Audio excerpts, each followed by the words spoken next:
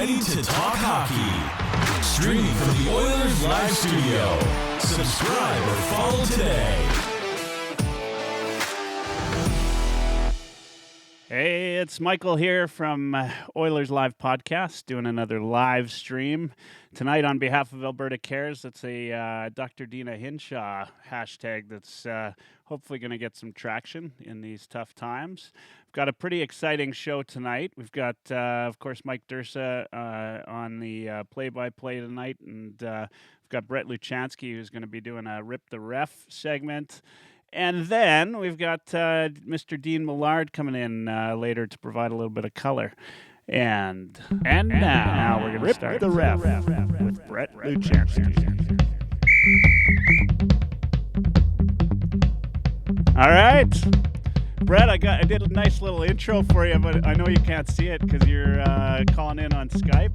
The folks can see you, however, which I think is good. And you know what? Welcome to the show, Brett. How you doing?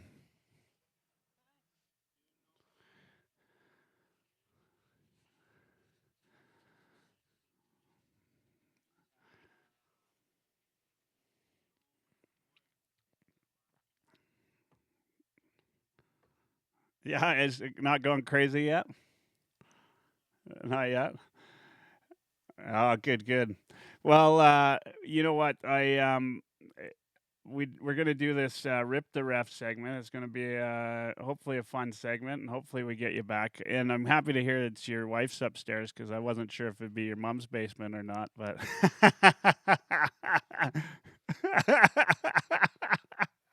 I should have asked you to wear the stripes. I should have asked you to wear the stripes. I said. Oh, no, you know what? It's all right. I don't want to pass out. You know, it's funny for those of you that don't know. So we, of course, connect a little bit before the live stream, and we're doing a ref segment. And the first thing out of Brett's mouth is, "I can't see you," and that's like any ref I've ever. It's like any ref I've ever known. It's gonna start early. It's right. So, Brett, tell me, how long you been reffing for?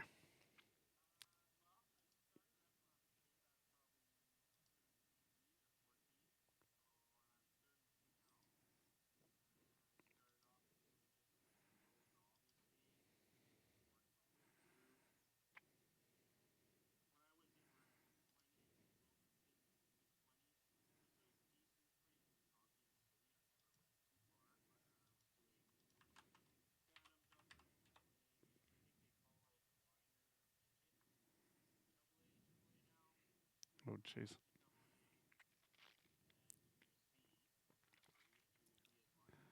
Oh, yeah, Junior C is at AJHL?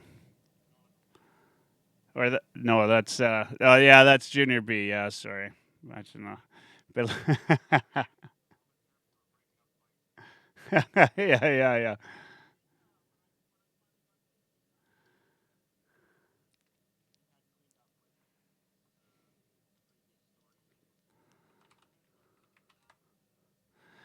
So, did you ever aspire to the Federal League or?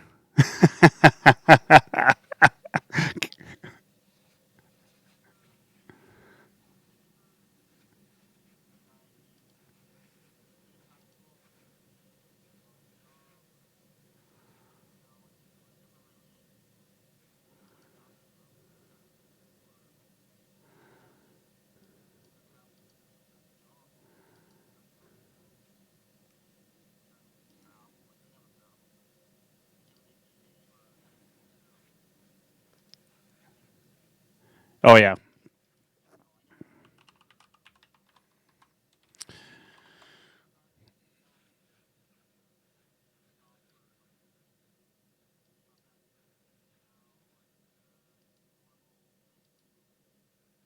The 10:30s.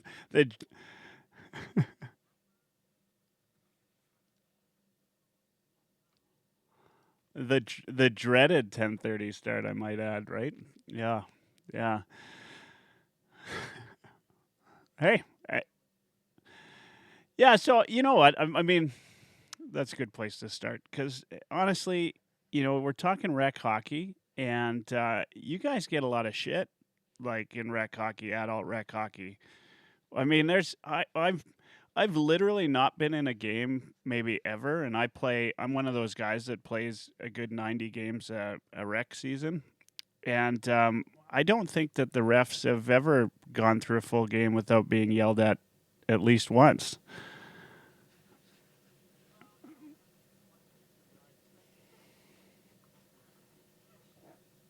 Discrepancy in. Oh, I'm getting feedback now. Yeah, you know what? If are you listening to it? Are you watching it on another line? No, no, it just started up again now. Okay, sorry guys. You Um, know what it is? Is I have to. It's the way the audio's done, and I had to pipe it back through. We weren't actually getting the audio for you guys on the. Nobody even heard you. All the gold that we had there originally, nobody even heard. Just me. It's going to be released on the podcast, and that's the thanks and welcome to low budget podcasting. By the way, let me see if there's another way I can do this for everybody out there. Is the echo, is it really bad? I don't hear it now. I don't hear it now. Okay, well, that's good. That's good because I think we should be good online. Oh, you got it back? Yeah, no, it sounds good, or I don't hear it now. All right. Okay. Good. Well, Bob, the goalie says it's perfect, and Bob, thanks for tuning in. And you didn't miss much. I was kind of spouting off about refs, and nothing good to say on this side. And I think you heard me anyway. Everybody heard me, but nobody heard you. That's got to be like a regular game for you, right? Like where you feel like. There you go. Just all one-sided, hey? That's right. That's right. Tell me, okay. So what I was saying was the large discrepancy in skill level of players in beer league, and also on the reffing side. You got guys like me that reffed a long time and a lot of years and a lot of games and did decently high hockey. And you got other guys that haven't done that, and they're not as experienced. They're not as good at dealing with conflicts or with guys. And so there's a big discrepancy. And I would venture a guess that you would say that your consistency game to game, depending on who you get, is very different. Yeah. Yeah, I'm not surprised by that. In fact, I mean, is it normal when they're scheduling refs for rec league to have a weaker ref and or do they even take that into account? Well, I know the league I ref in is quite large. It has, I don't even know how many refs we have, probably 80. And I'm going to say I know he has, like the guy who assigns it all, has a list of guys who can do what level. Div. These guys can do all divs. These guys could do div 1, the best, 2 down. This guy can only maybe be good in div 7. Put this guy only in div whatever, 14. And in our league, we'll pair, like, say, a guy like me who's more experienced with someone a little bit weaker or less experienced in a lower div game. He'll usually tell me. He'll tell me to see how this guy is or give him a few pointers. But when you get to beer league too, sometimes like guys just don't want to hear it. They don't want to improve. Like they're just there to skate and make their money. It's not like minor hockey where you're getting supervised and you're trying to move to the next level. I mean, sometimes it's tough. Some guys don't want to listen. But I can tell you get the odd guy, right? That is just seems to be out there to make the money. Maybe they don't call anything in a night too, right? Like not even a icing for that matter. And it gets frustrating, right? But you know what? I get it. I mean, it's not. It's. I can't imagine it's an easy job on some nights, right? no, definitely not on some nights. And other nights are super easy. But yeah, yeah. And so now here's the other question that I have. Do you? do you ref enough of the same teams where you start to get to remember the guys? Yes. Our league's big, but I only or kind of split into north and south, and so you start to see the same teams, and you start to see the same guys. So not every night, but you do start to know who the guys are and which guys do what. And some guys and some teams they got a reputation, but as a referee and as a good referee, you have to be able to start every game the same. Like you got to try to clean the slate. Okay, you're sounding every robotic game. now, and I don't believe you. Well, this is my opinion, right? Like, yeah. and I know some people will not see it that way, and they'll think the ref's out to get them. And I don't know.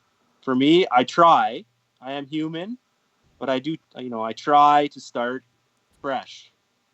But I mean, sometimes it might creep in the back of your mind. This guy. Some guys might have a shorter leash on what they can do or what they can say before they start picking up that extra 2 or that 10 or whatever it is, right? Yeah. Yeah. Yeah. I feel like depending on which ref I get, that might be me sometimes. There you go. I'm not. I know. You know what? I'm not. I'm not a dirty player. I'm not that guy. Just when it's Oilers Live Cup, that's the only time. That's when the hacking comes out. But I was so disappointed I couldn't make that too. oh well, you know what? It would have been fun to have you out there. It's too bad. No. You had you were pre-coronavirus sick. I So know. I that's, came it back was from a whole Vegas different and I type was. of corona for you. Right. No, no, I don't know. I just had There's a I little was- truth serum hesitation comes there. out. Right? A I little couldn't be hesitation. too far from my toilet for those few days, so I couldn't ref a game. Well, you know what? It's fine. Dana subbed in and did a great job. It was a ton of fun, and it would have been. We'll get you next year, and maybe you and Dana together can ref. He missed some blatant calls against the other squad. Let me tell you. Yeah, I was awful. hacking and whacking. Yeah. That's right. That's right. So here's the thing. Now, I'm a big guy. I'm 6'5", and so I'll be skating hard down, and I feel like I get penalized as a player because I don't go down easy. Is that a thing?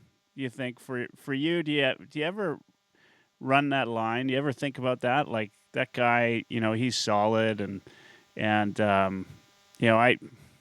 don't know. I mean, it just feels like as a guy that doesn't, go down when when it sticks on my hip or whatever, right? Like, is that what do you do with that?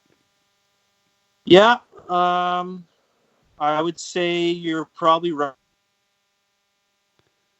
Oh boy. The defenseman. Sorry. Well, we lost you from the start there. So you maybe Okay. start again. Either that, or I'm just tuning out. The ref's telling me what to call, why he didn't call it, and I'm tuning out. No, go ahead, Brett.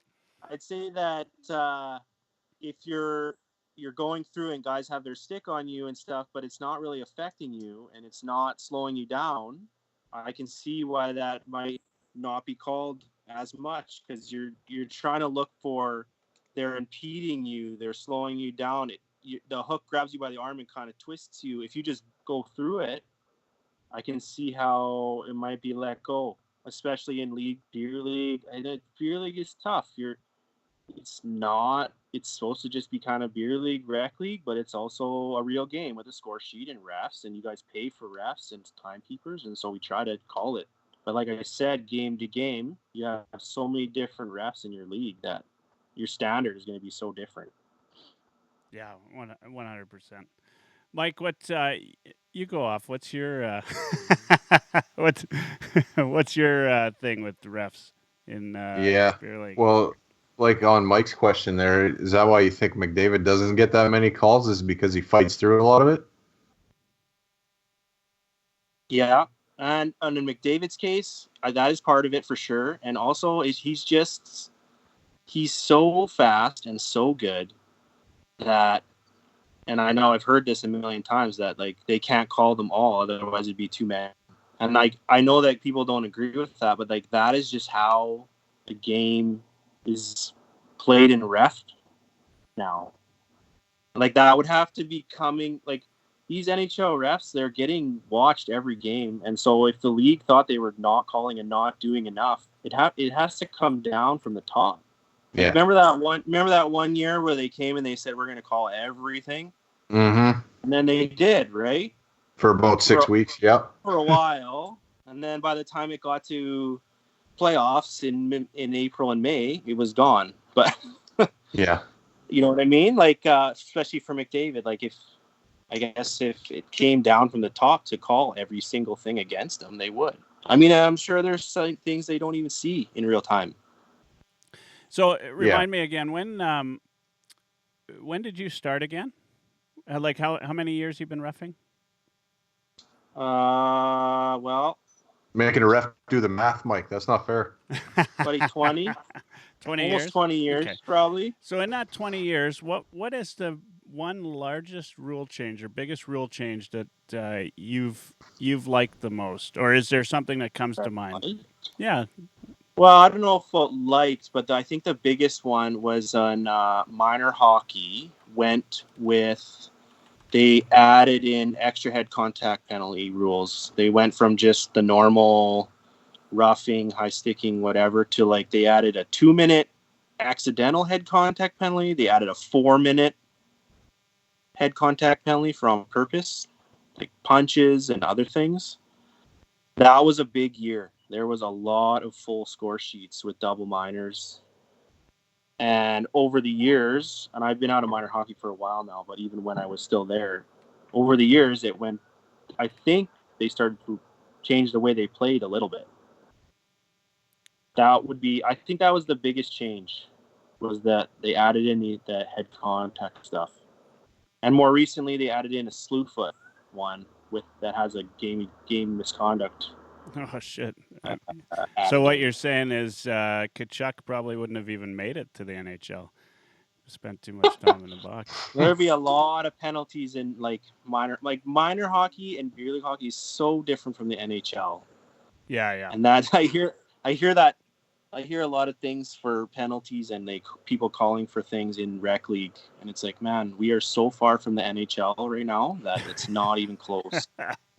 That's not a rule here. That's not. I had a guy argue with me till he was blue in the face that I should have whistled a hand pass in the defensive zone between defending players. He was convinced that it should have been a whistle. Was that you know what? I remember you tweeting that out. Was that same night? Yeah, that was one. That was one. I usually try to wait. Maybe a couple days or something, so it's not so obvious if the person who's involved sees it. Well, I never put themes or anything, but well, all good. I got a question from Lucas on Periscope. He says, "Curious if you change your reffing standards in the beer league playoffs like refs do in the show." Good question. You know what? We probably do. I bet you we do. It's even subconsciously, I'm sure we do. Yeah. It's such a fine line. You're trying to walk that line with not overcalling a game, not trying to affect the game with some kind of call that you make. But on the other hand, if you let obvious calls go and then the puck goes the other way and they go down and score, then you affected the game the other way. It's very, very thin line. So Lucas says, I knew it. I knew it. So, what's interesting is Lucas is on here. He's on the committee in Vancouver for Hockey Helps the Homeless, and which I know you ref in Edmonton. And I'm actually a former committee member of Hockey Helps the Homeless in Calgary. And I've played in Vancouver. That's how I know Lucas, actually. And thanks for tuning in, Lucas. You said you had some good stories from Hockey Helps the Homeless, which for those of you that are listening or going to tune in later or whatever, it is bar none one of the best charity tournaments out there. Lots of alumni come out. It's for a fantastic cause, and it's super well run, and they raise so much money. It's awesome. Vancouver is one of the largest in Canada. Lucas will probably tell you they are the largest in Canada for money raised. But every city does great, and we've had I've had a chance to sit and chat with Glenn Anderson at on the Red Line, and played a couple times with Jyrke Lume, played with Guy Carbonneau, and right before he got to the Hall, and played with Ethan Moreau in Montreal. It was cool, and so lots of really cool stuff. You got any good stories? Good hockey helps the homeless stories? Yeah, I have one pretty good one with George Larocque from last year, actually. Well, he was playing, and he was playing defense. First off, I was reffing with a kid who was probably 14 or 15. He's in high school. He's coming to do it for his high school credits. There's no timekeeper. There's timekeeper kids. They're just writing the score down. There's no penalties, score sheet, nothing, right? So those charity games are tough too sometimes, because you're really trying to not call much of anything because it's a charity game. There really shouldn't be much going on. But man, sometimes you got to, because otherwise, even in a charity game, everybody just, I don't know, something about hockey, guys just get heated. Doesn't matter. Sorry about that. For nothing. Yeah.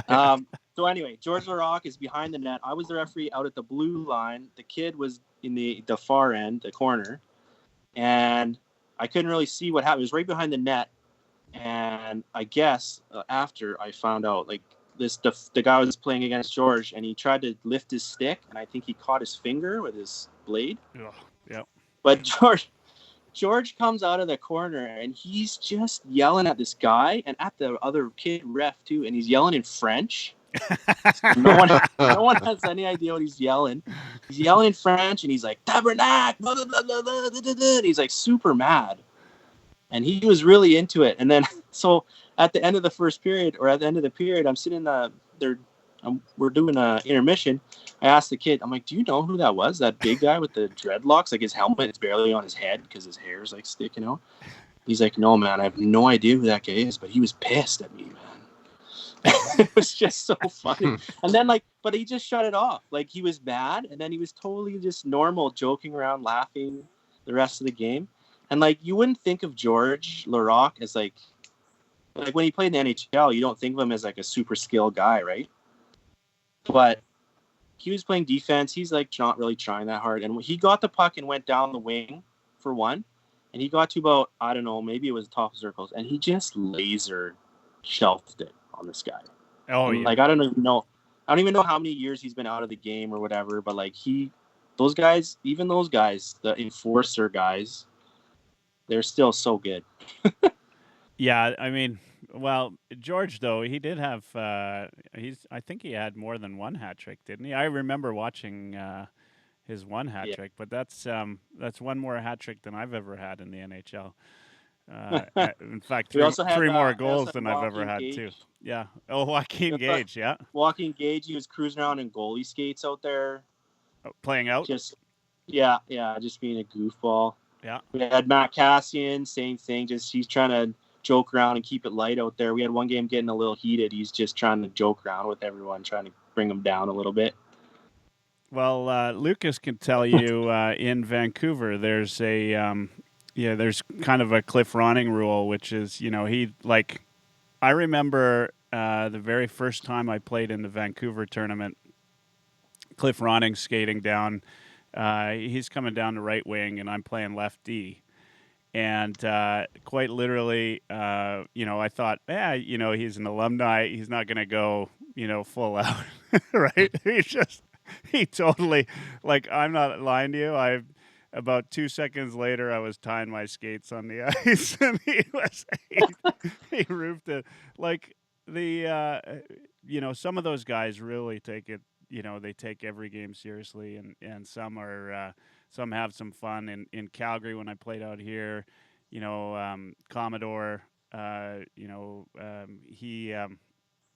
was on the boards with them. I did a little stick lift and took the puck away, and I was quite proud of myself. But that was the last time he let me have the puck the whole game because he was pissed off that I did that. So, yeah, no, those guys are, and I wouldn't call Commodore a top 6 kind of guy, right? Like, so that's they're good.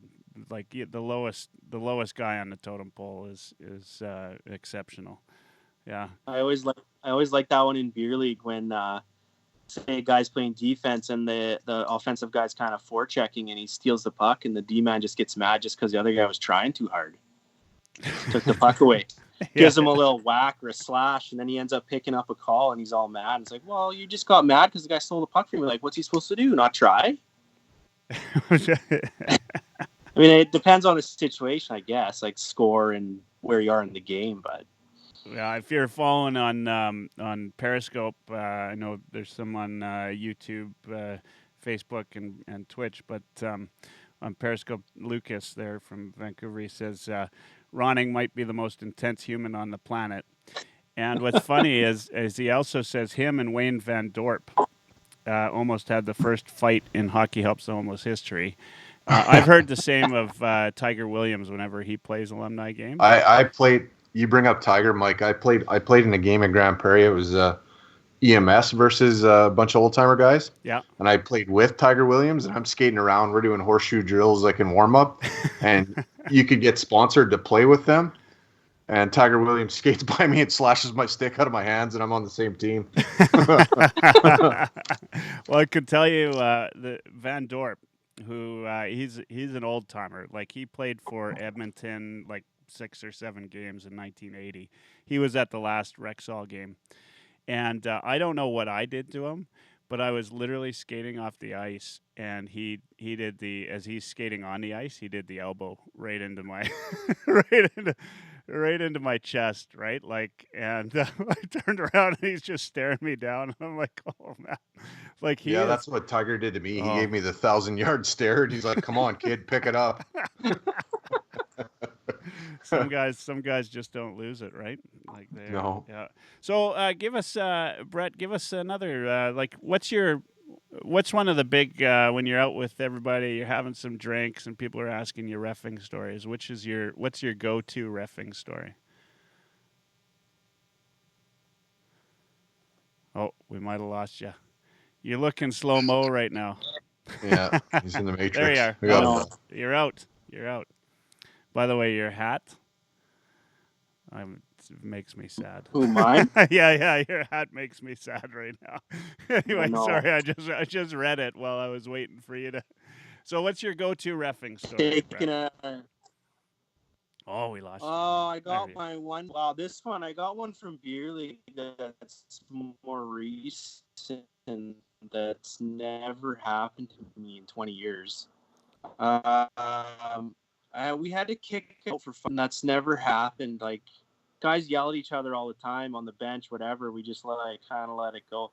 So what happened is they got scored on. The one D man, I don't know what he said. He said something to his D partner. We're about to drop the puck at center. The other guy turns to him and says, I don't know if you can swear on here. Yeah, go for it. He says, he's like, fuck you. You just do it yourself. Just play the whole game by yourself. Fuck off. And he goes to the bench and he changes. Okay, so we drop the puck. Play's going around. The guy who started it, he goes to change. Guy won't stand up. He just keeps sitting on the bench. He's just like, no, you play the whole game. You play the whole game. You're so good. You just play the whole game.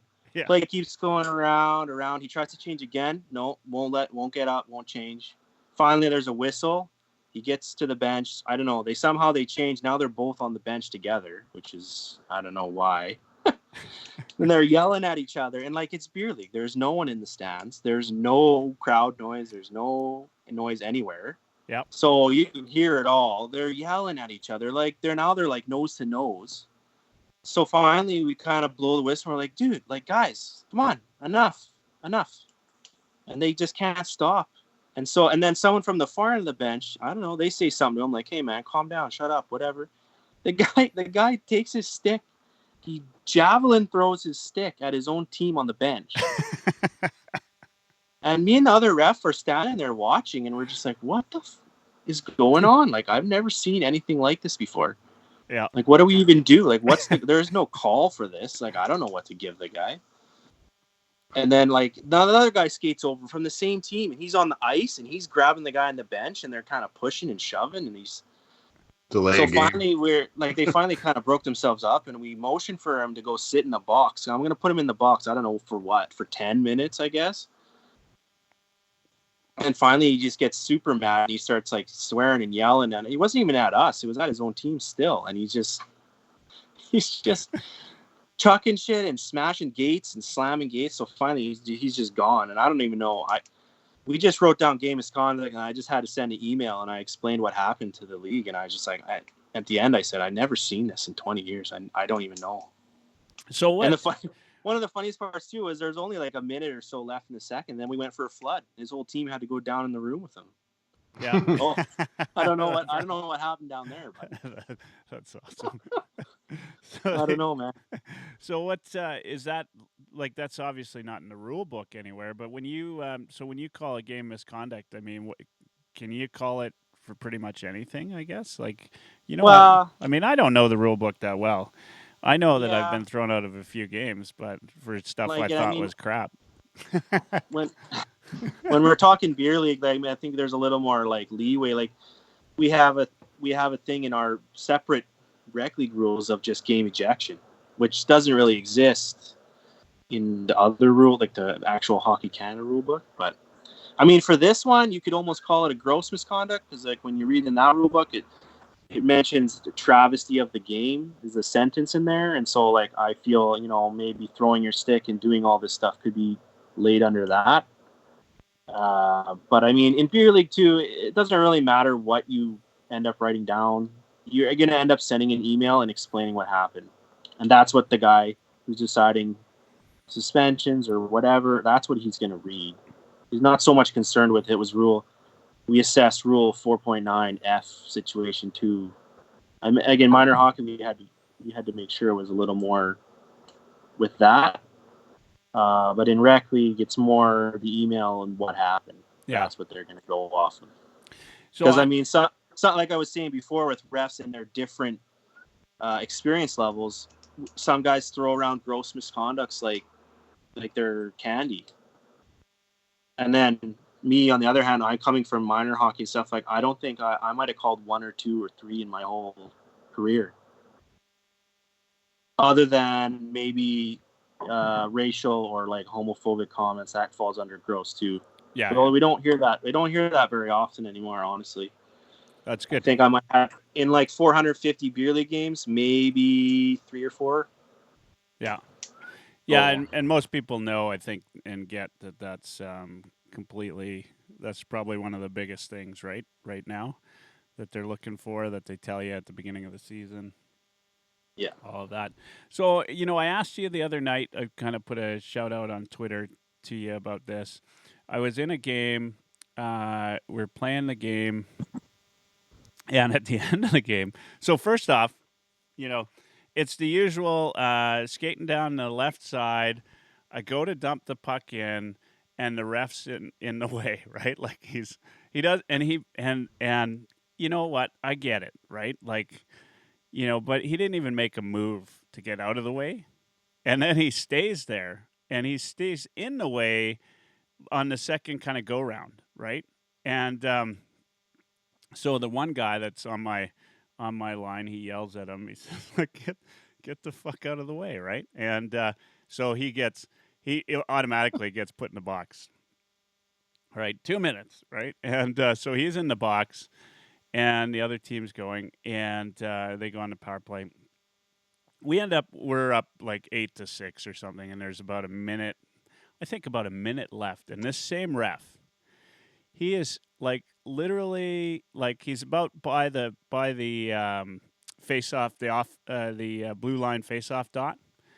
Just, he's not right by our bench, but one of the guys in a very I'm not even making this up, because players make shit up all the time, but but I'm not making this up. In a jovial way, he says to one of the other guys on our team, like, that guy has had it out for us every single game, right? And he's smiling, the guy on the bench. And the ref turns around and says, "You box," right? And then another guy says, "Fuck, really?" And then the other guy says, "You too, box." And we're already playing short, right? And we've got we've got 4 or 5 guys in the box with less than a minute left, and I'm one of 2 guys that's left on the bench, and I'm laughing my ass off because to me this is the most hilarious thing. But when we go in, like, the other guys, this is a team that I sub in for once in a while. The other guys say that ref has it out for them every single time. But I'm curious, when you get back to the reffing room, like, do you ever look at a guy like that and say, like, dude, what the fuck's going through your head? Like, that was asinine. Or do you just kind of let it go? Right? I Okay. don't know. I don't know. What do you do in that situation? Well, I'll say this. I've definitely worked with guys that I've thought that on the ice for sure.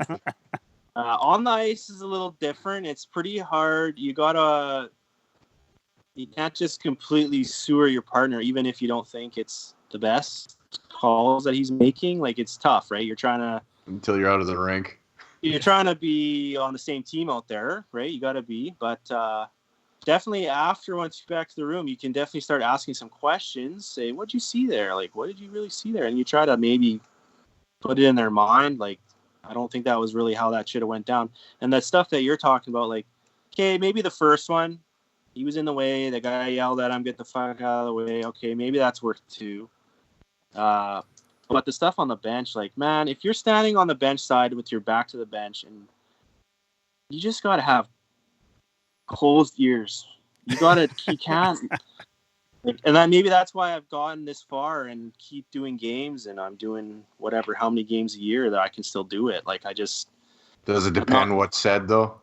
It does depend what's said, but what he said, what Mike said, doesn't really amount to much. Yeah. Turning around and yeah, you, all of you, get in there. Like, that's, and like, I don't know. Who knows what's going on with that guy that day? Like, just right. Like players, you've seen players all of a sudden just go like snap and they just go crazy, and you're like, what is going on? Like, that, there's nothing going on in this game to deserve to do that. And who knows what happened in their day, and who knows what happened in his day, I guess. Like, you don't know. But yeah, you can. There's definitely been arguments, but it's usually after. It's not on the ice. Yeah, I guess, like, they're your teammate, right? Like, on the ice, I guess. So you gotta look out for them as well. But when you work with a guy like that, man, you are mad and you're pissed at them because they're making your life hard too. Yeah. Because you guys are mad at him, but you're also everything that I call now is going to be like in question. Like, it's making my life harder too. Now, I'm only going to say this now because you're here, but I guess all this shit gets recorded. You know what? I say stuff on here all the time, and I forget I'm recording it, and I'm going to release it out into the wild, and people will hear me say it. But I do think the refs have an extremely difficult job, right? Like, you're damned if you do, and damned if you don't, right? Like, you're getting shit on if you call a penalty, and you're getting shit on if you don't call a penalty. Right. And, I get it. There's times where I watch, even at the NHL, and those are the top, whether we like to admit it or not, those are the top refs, right? Like, they're at a level that, I think anyway, a lot of them have earned to be at that level. Although, in fairness, I did just recently realize that they're quite often not looking for, mature refs, but folks that have some athletic ability, right? Like ex hockey players, ex junior players, ex college players. Like, if you go to their reffing clinics, I always thought that they'd be looking for guys that, much like a hockey player goes up through junior and then into the NHL, like a ref that started in the CHL and then went up to the NHL. But that's not what they're asking for on their site. On the NHL Refs Association, they're looking for, when they do the clinics or when they do the tryouts, they're looking for ex-athletes. Does that surprise you at all?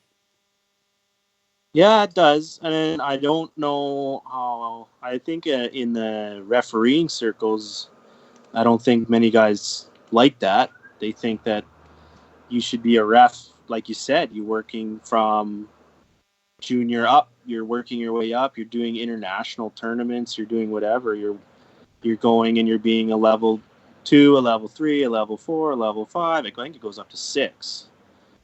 And for guys to just quit playing and jump into some higher level hockey, I know it probably doesn't sit well with a lot of referee guys. But I mean, I saw one video where one guy, he was being a linesman and he was dropping the puck. He had his back facing to the middle of the ice, but he can skate really good. But I mean, you still got to know a lot of other things too. Like, it's not that easy. Like, I always, I know it's like every defense to everything is, oh, you just go try it yourself. Just go do it. But honestly, like, if you actually went and try, just go and try one time. Just go and try and see where you think you need to stand and where you need to be out of the way and to see everything. Like, it takes learning, and it takes a lot of experience to know where to be. I got a question for you that I don't think you've ever heard, Brett. Who's your referee Mount Rushmore? Fuck, I don't even know. I mean, I don't know. Some of these guys. Fraser's got to be in there. Fraser, he was Bill McCreary? a little bit before my time, a little bit, but I don't know. I don't know about greatest refs or how actually, like, you know, good they were, but the ones that stick in my mind, Fraser, Magoo, when he didn't wear a helmet. Mick, like, I'm not saying he's the best. I'm just saying he's in my mind when you say that. Who else? Dan O'Halloran. He's refed so many Stanley Cup finals, and he refed so many in a row. Like, one time I actually was looking at it on Wikipedia, and like, the guy refed like 5 or 6 in a row. Stanley Cup finals. I mean, that's unreal, isn't it? Yeah. I think that's pretty. I don't know. Like, I know guys make it to Stanley Cup finals repeatedly, but in a row, that's pretty impressive. Yeah, I think he was one of the guys in the Sharks Vegas game last year, but. Yeah. All right, you got 3. Man. You need one more. That's a tough one. Yeah. You know, about that game. I mean, that's the wrong call. What's your thought on the apology to the Knights after that? What else can you do? That's all you can do. Yeah, I mean, but you're what do you think? You're not going to go refs... back and replay the last 5 minutes, right? Yeah, how do the refs feel about that? In my mind, I could give it. For me, like, if it was me, if I got to see video of games that I ref, my like shitty beer league games, and I could see how many, like, if there's calls like that, how many calls I miss, and like, there's sometimes, I'll tell you this, Mike, you're saying you're always kind of getting in with the refs. If I'm refing you, and you had a call that you didn't like, and you're giving it to me and giving it to me and giving it to me, and I'm not giving you anything extra, I thought I'm second guessing, and I didn't think it was. Maybe it's a soft call. Yeah. I'm kind of like, you know what? I don't know if I really like that call, but I'm making it, and I made it now. But your leash has just gotten like way longer. I will tell like, you, and you're my kind of ref. I say this with sincerity. I do treat the refs with respect. I've had very few unsportsmanlike calls, and I play a lot of games. And no matter what, I might not agree with it. I'll shake my head and sort of let the ref know, but I always skate straight to the bench. Typically where I get thrown out is the 3 penalty rule, because, like the last time, it wasn't that long ago, I got thrown out. I had taken, a couple hooks, and then I took an elbow to the head, and I looked up after the elbow at the ref, who, by the way, I'm good friends with, and he didn't have his hand up, and so I went after the guy that elbowed me, right? And so I mean, it's fair. Throw me out, right? Like, it's just I couldn't take anymore. And so that's where I'm at. But I 100%. I wouldn't. I do have respect. I try to, when I'm on the teams or if I'm managing them, I try to encourage that. It's just Yeah, and then for me, like, I always try to give the guy the first reaction, right? Penalty, whistle, I point at you 17 and you're like, oh, fuck, or oh, come on, that's bullshit. Like the first one, the reactionary one, I just let it go. I ignore it, right? Like it's everyone's reaction to a call, whatever. It's when it's now I'm skating towards the penalty bench and you're coming to, and now it's again and another one and this and that and fuck this and you're a joke and this and that. You keep going. You know, you just like what I got to do something. I can't just let it keep going, right? yeah. And yeah. I had another story actually, if you want to hear it. Yeah, about absolutely. That's why something you're like here. that. It's from beer league too. So it's kind of goes along with what I was saying there.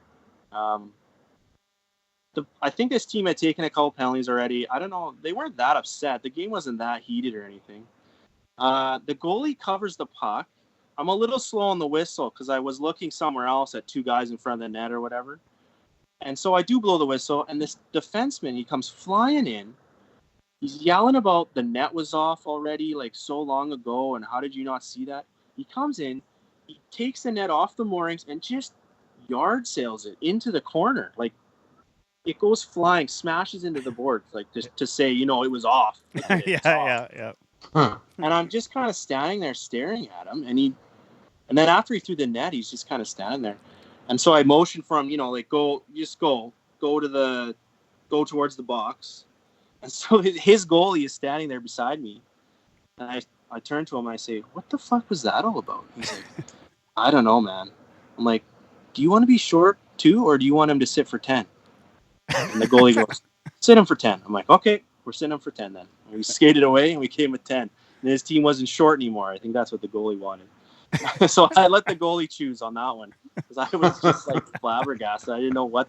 It's just like such an overreaction. I just was standing there. You know that blinking guy like on the GIFs on Twitter, like just like yeah.